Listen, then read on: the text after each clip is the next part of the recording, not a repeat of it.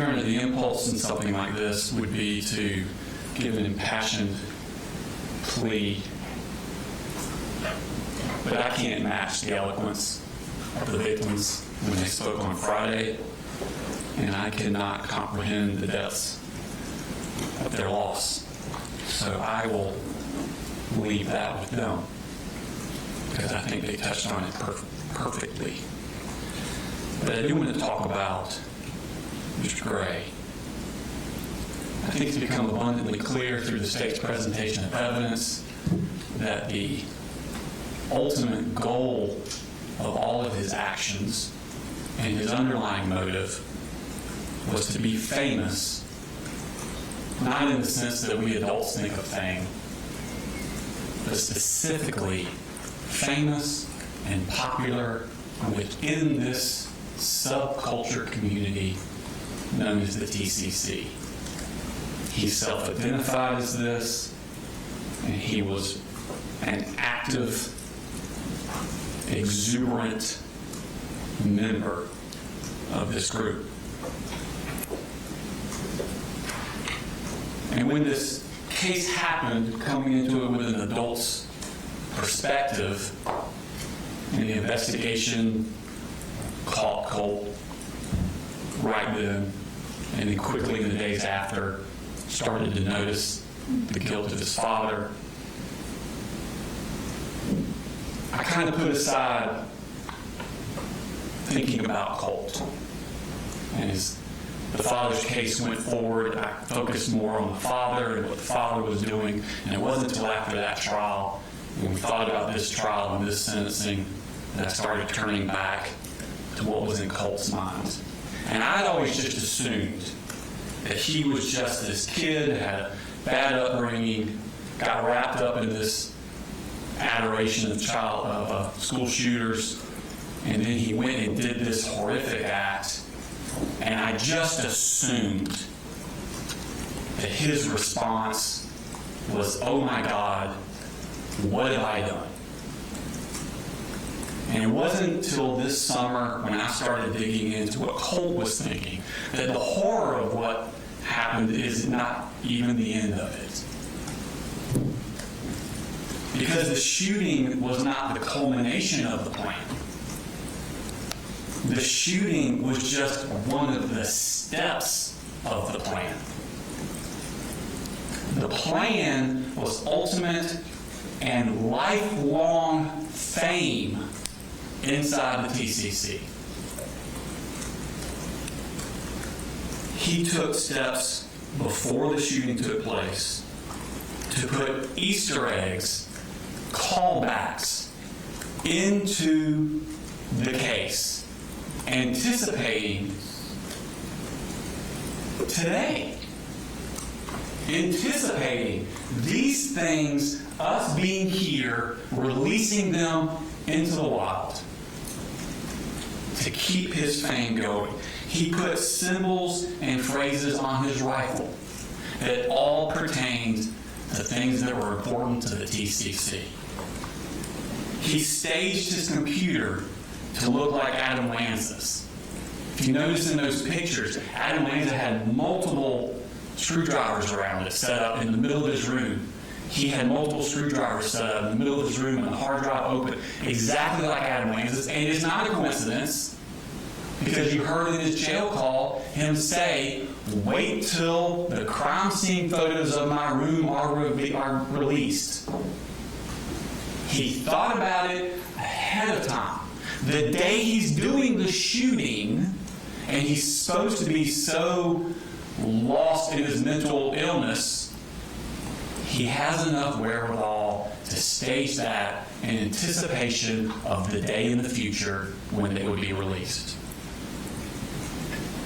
He sends the same text messages minutes before the shooting that Nicholas Cruz sent minutes before his shooting. This is not someone who's in some sort of uncontrollable emotional breakdown. He is still calculating up to the second of the shooting. He places his notebook on the desk to be found with all of those Easter eggs, referring back to Nicholas Cruz, Adam Lanza, James Holmes, because he knows they will be released at his trial. And then the shooting came, the next step in his master plan. Jason Smith interviewed him within the hour of the shooting. And he continues. He has the mental wherewithal within an hour of the shooting to place more Easter eggs, more callbacks inside that interview. The purple gloves. He must have said the word purple 5-6 times. Calling back to Kyle Rittenhouse. Telling them that he called the hotline. A blatant lie, and another callback to James Holmes. He's saying this with more steps are being done to his ultimate goal of eternal fame after the shooting. He mimics Nick Cruz's arrest interview. I hear voices. Oh, I blacked out. This is not someone who's in an emotional breakdown and realizes, oh my God, what have I done? This is someone who's in the midst of their plan and they're still going through with it. Within a month, he's getting the word out through his mom. He's looking to see the posts, if he's popular or not. He has already sent pictures to Mandy for Mandy to release. They're released. He's so excited. And make no mistake, Marcy's disgusting, and her actions are contemptible. But he's the one that's directing her what to do. He's the one that says, pull up Tumblr. Pull up mass killers on Reddit. Call Mandy. Tell Mandy to do this. Make sure that happens. I know she's supposed to be the parent, but he's the one that's directing all this.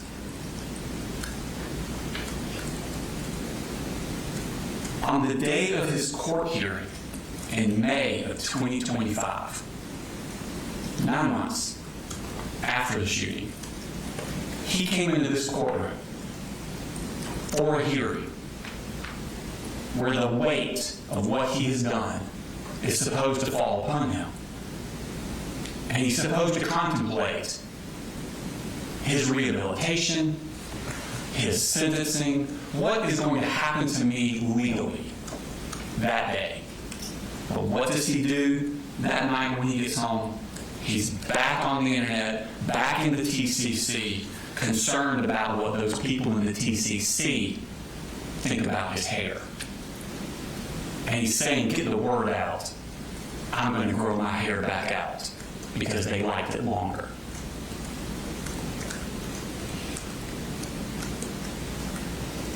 He had a bad childhood. We're not contesting that. But the childhood he had, and to try and say that that had anything to do with what he did, is offensive to the thousands of children in Georgia who are truly, truly brutalized every year. I know he's had a bad upbringing, but like I said, the defects. In this courtroom, we've seen a lot worse. And he's the only one in the history of Georgia who has ever taken an assault rifle into a public school and opened fire on perfect strangers simply so he could be famous. This is not easy, Your Honor. As the son of boys, the father of boys, I understand completely what Dr. Richards said. 14-year-olds have not fully formed into what they're going to become. I completely agree with that, and I understand that. But we've seen no evidence he has any ability to develop a conscience or any ability to ever fully value human life.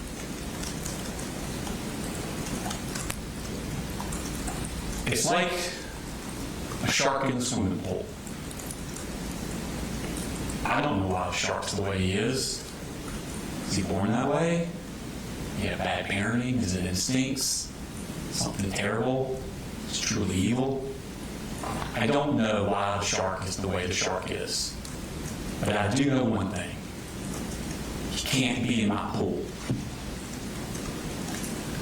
Colt Gray cannot be in society.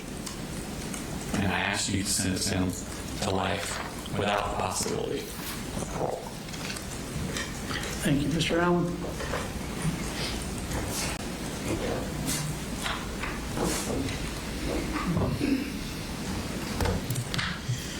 Thank you, Judge.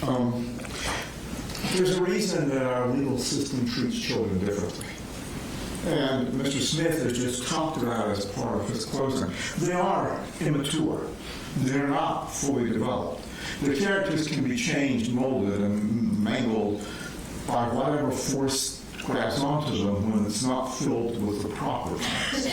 Colt Gray's life was not filled with the proper things. His parents didn't give him any stability. His parents didn't give him any of his needs. His parents didn't give him proper medical care. And most importantly, they did not give him proper psychological and mental health care. When they saw him deteriorating, when they saw him drawing into himself, when they saw him disappearing into his room, what did they do? They spent their time in their own worlds, on drugs, buying guns, and splitting up and coming back together and splitting up and changing schools and giving absolutely no stability. Children, in the best of circumstances, need stability. Children that have special needs, by nature, need even more stability, more predictability, not less. Colt got less. Colt had issues that his grandmother was willing or able to identify when he was young that the parents didn't do anything about. Colt got less stability than he needed, which made him even more vulnerable. As we look at how we sentence somebody, and we're not taking the position that he didn't do something wrong and heinous and horrible, that has to be admitted, and he's admitted that. And he's come forward today. He could have had a trial, but he didn't. He spared the community the trial by stepping up to do a plea to admit his guilt. He admitted his guilt that day on 2 occasions. Now, there may be some conversation as to whether it was every fact that he put in those interviews was honest fact or not honest fact, or changed or manipulated. He was traumatized before he did the shooting, traumatized by his own actions, and the trauma continued after the shooting when he finally realized what he did. Yes, he had some bits of clarity, but that is driven not by evil intent, but by a desire to be accepted. And that has been the whole drive of what he's done in the TCC community. If we look at Dr. Richards' report, on his recommendation, the factors that we need to consider, which come out of Miller versus Alabama, on how we sentence children who have done bad things, we have to look at his maturity level. These situations that they're citing to happened when he was 11, 12, and 13. And everyone that has dealt with any child knows that 11, 12, and 13, they don't have any good sense, especially boys, when they're coming into that age range. Anything that's a risk is something that's worth doing. But when you're left isolated, when you're left with no moral grounding, when you're left with no proper parental figure, you search for it somewhere else.